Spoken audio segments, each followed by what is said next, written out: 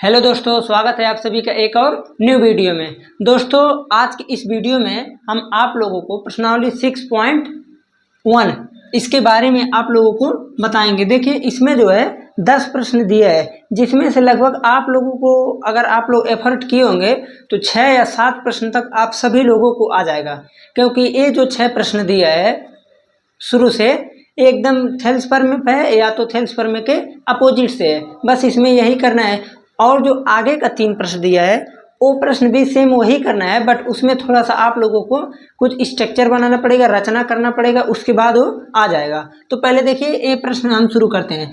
पहला प्रश्न जो दिया है, पहला प्रश्न कह रहा है कि दिए गए चित्र में, देखिए हम क्वेश्चन फालतू नहीं लिखे, उसमें बोला है कि दिए गए चित्र में AC की वैल्यू निकालिए, AC की वैल्यू निकालिए। देखिए, अगर इस तरह की एक वैल्यू निकालने के लिए आ जाए तो उसके लिए हम लगाएंगे थेल्स प्रमेय।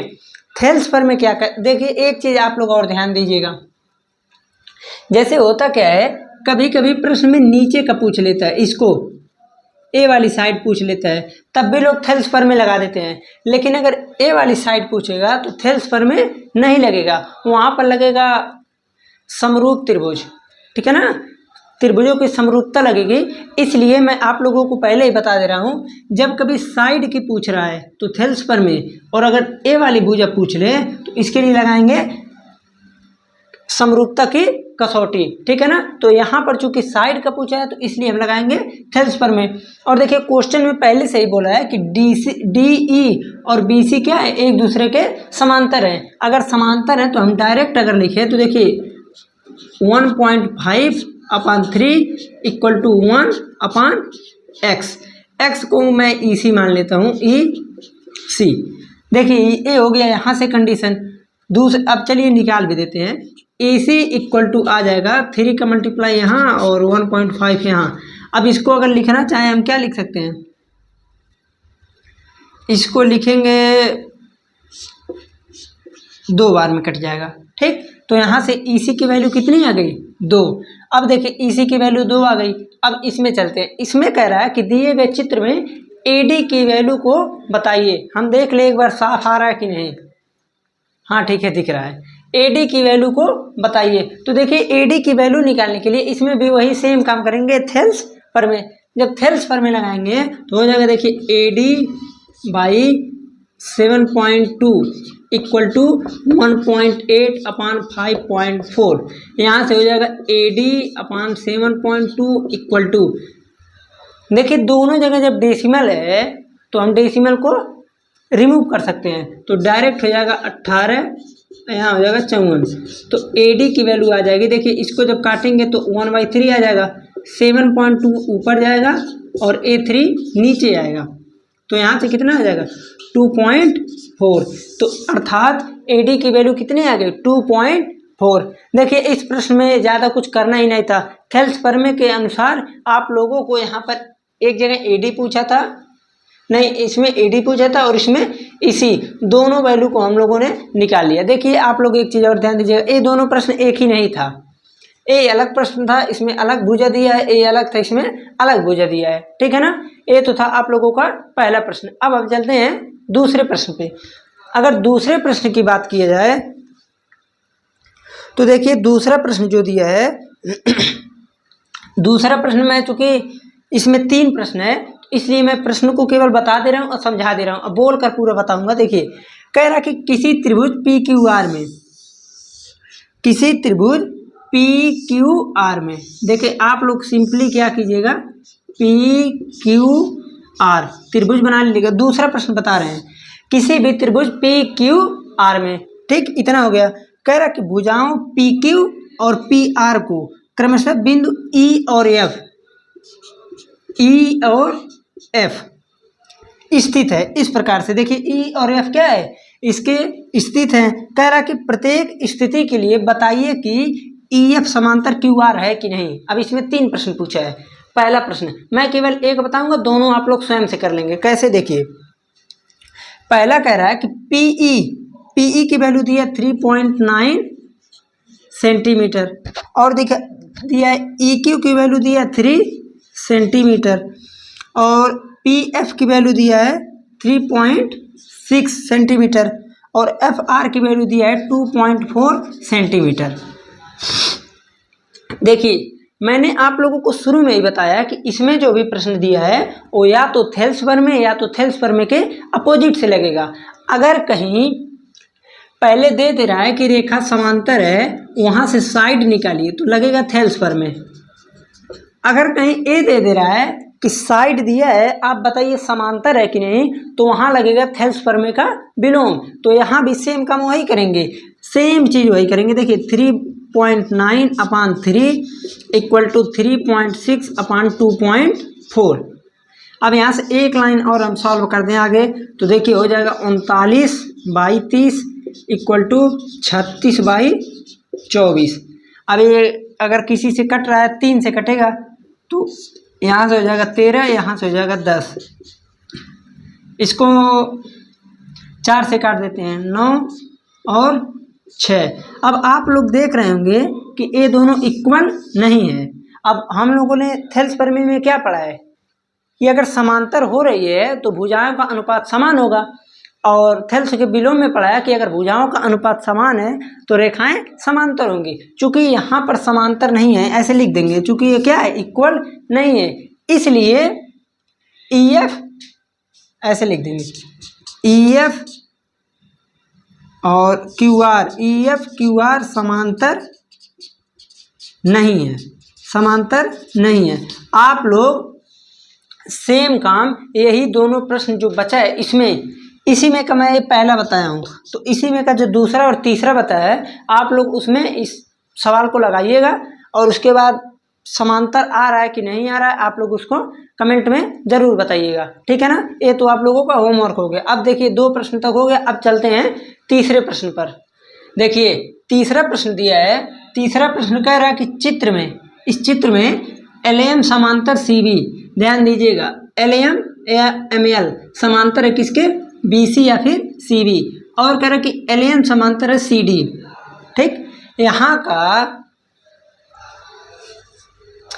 का ध्यान दीजिए, ये दोनों जो है एक दूसरे के समांतर है, और यहाँ का ये दोनों एक दूसरे के समांतर है। तो कह रहा है कि प्रूव कीजिए AM/AB, AM/AB, AN/AD, AM/AB है और AN/AD है। देखिए अगर आप लोग थोड़ा सा दिमाग लगाएं तो मैंने इस प्रश्न को बता चुका है।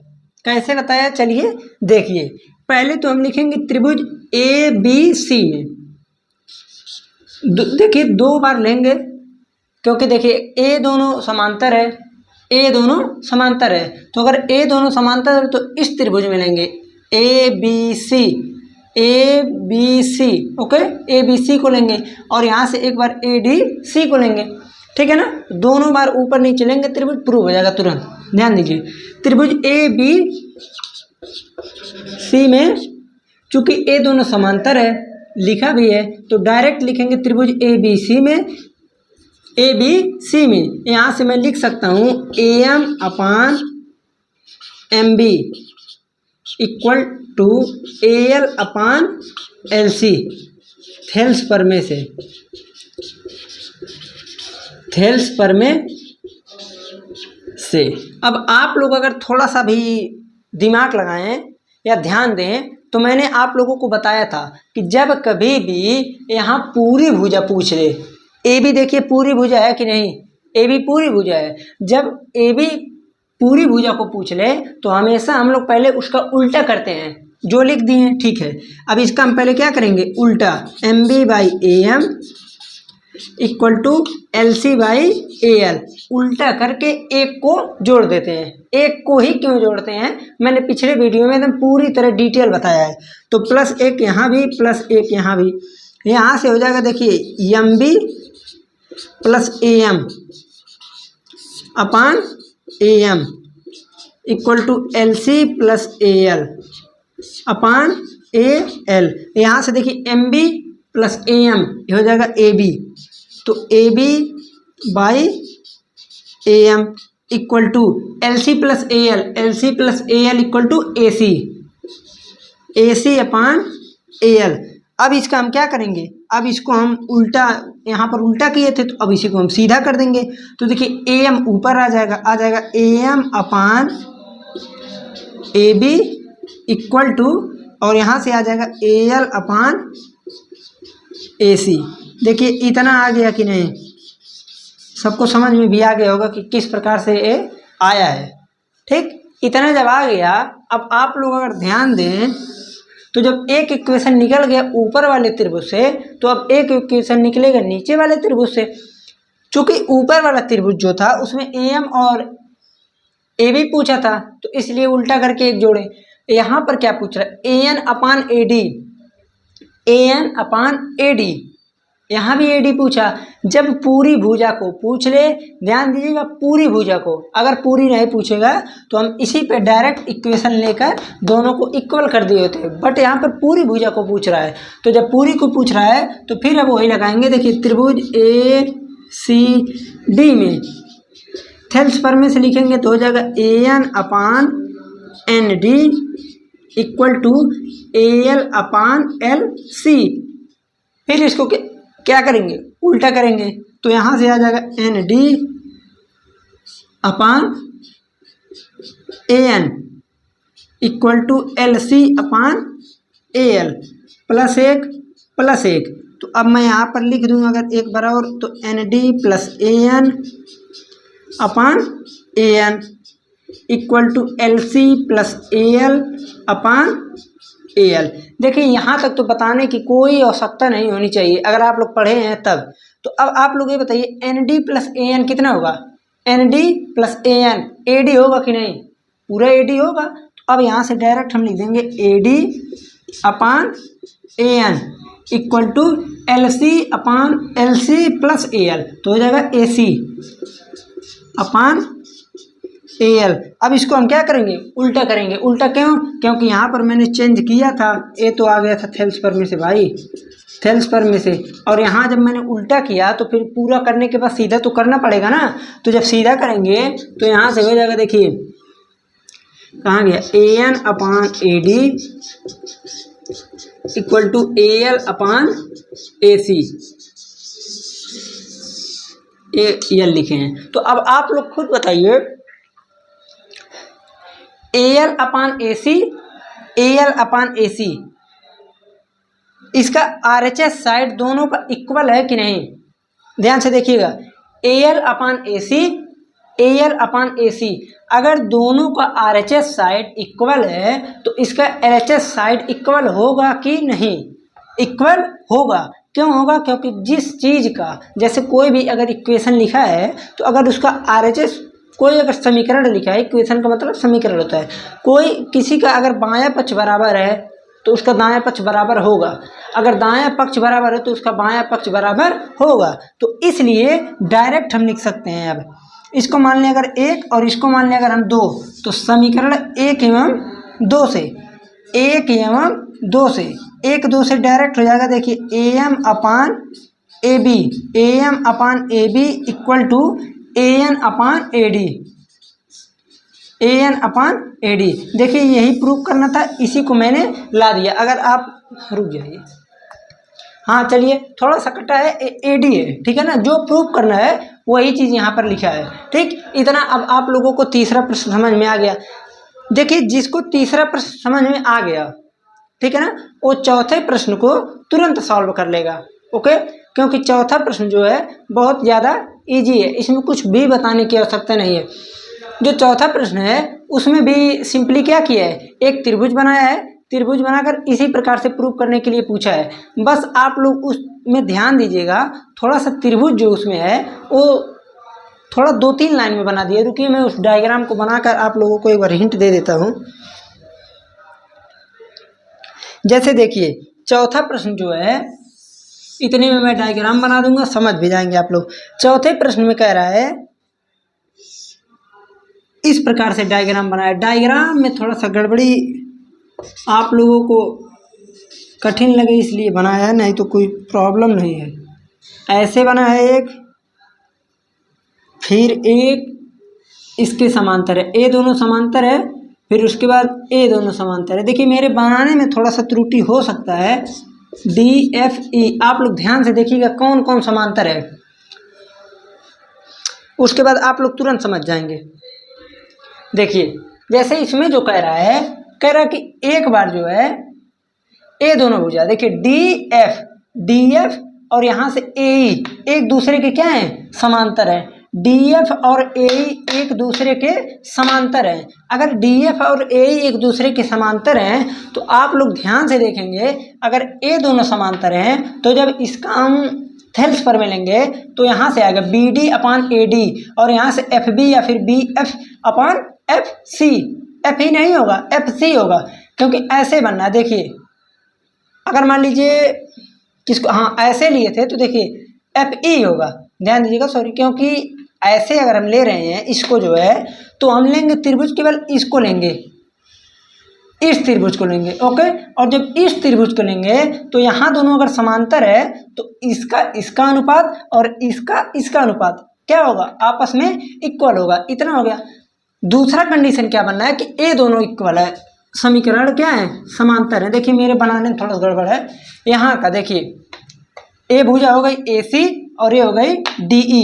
अगर ए दोनों समांतर है तो हम सिंपली कह सकते हैं कि BD और DA, ये तो देखिए BD अपान DA, ए आ गया और यहाँ से आएगा BE, ये पूरा लेंगे BE और यहाँ से आ जाएगा EC।